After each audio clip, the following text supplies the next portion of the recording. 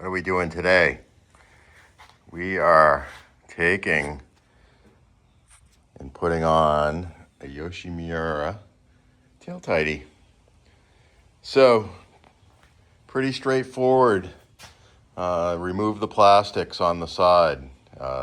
It's 3 8mm bolts on each side. You need the key to remove the black piece on this side, and then the 3 bolts. On the other side is a push pin on that guy right there, the little black side piece. You push the middle out and it pops out, and then the 3 bolts removes that the rest of the way. This piece right here is held on by those 4 10mm bolts where you can see those silver holes where they went through. There is also 2 4mm Allens that are in these 2 holes right here that need to be removed. And there's a 5mm Allen that has a 10mm nut on the other side that you need to remove so you can lift up the fender and actually get to remove this plug that routes all the way up to there. And if you look underneath there, you can see it comes through this hole right here and plugs in right there. So we're gonna stop there and take out the kit and see what's next. Okay, I am going to reuse the stock blinkers.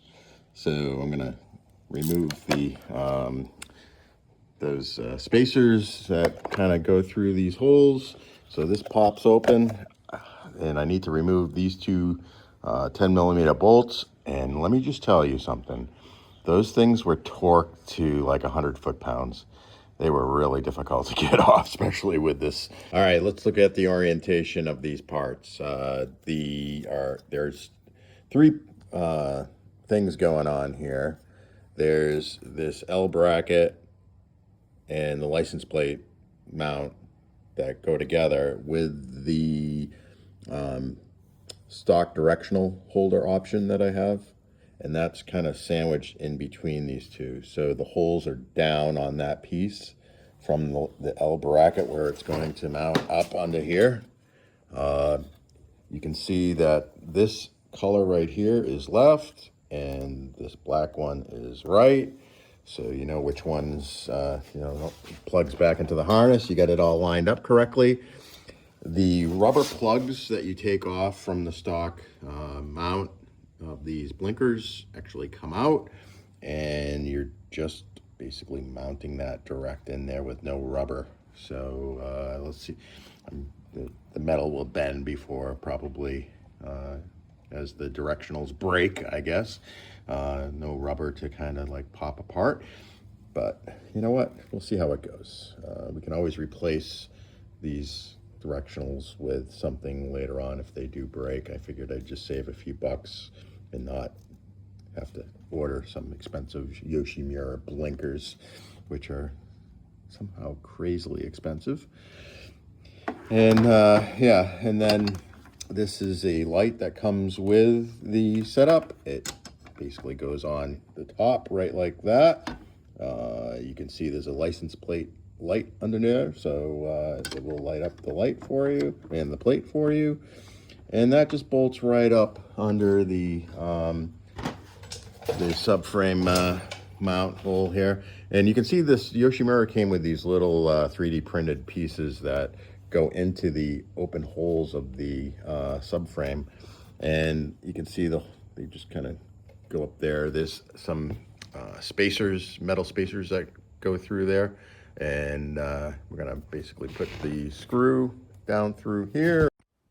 So the correct mounting method on this I discovered, and what you need to do is you see that gap on those 3D printed pieces between the metal inserts in them and the subframe. There's a little tiny gap. That L bracket goes in that gap, and the button head screws go right through the metal spacer in the 3D printed part, through the holes of the L bracket into the subframe threaded holes.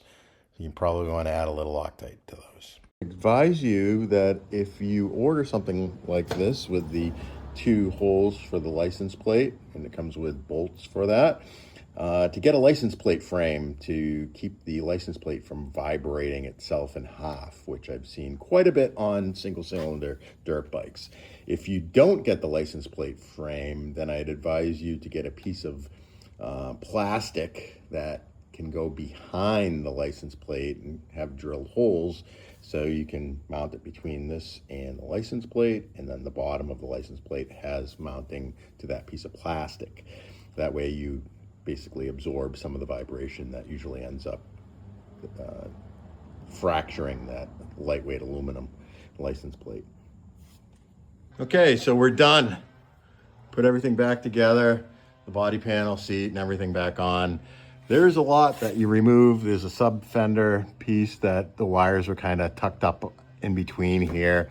There was a little shelf there that had all the connectors.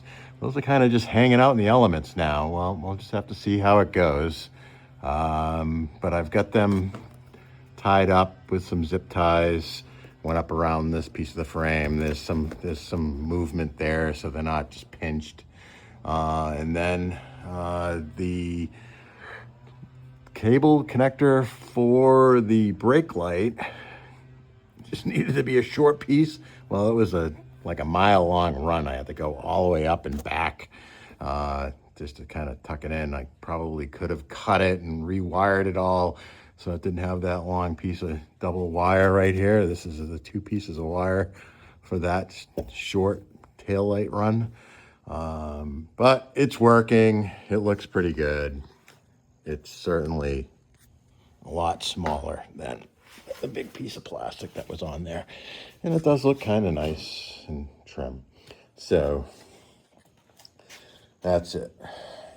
As I mentioned, I'm using the Yoshi plate. It's pretty robust, and you mount to basically the unit's threads in here.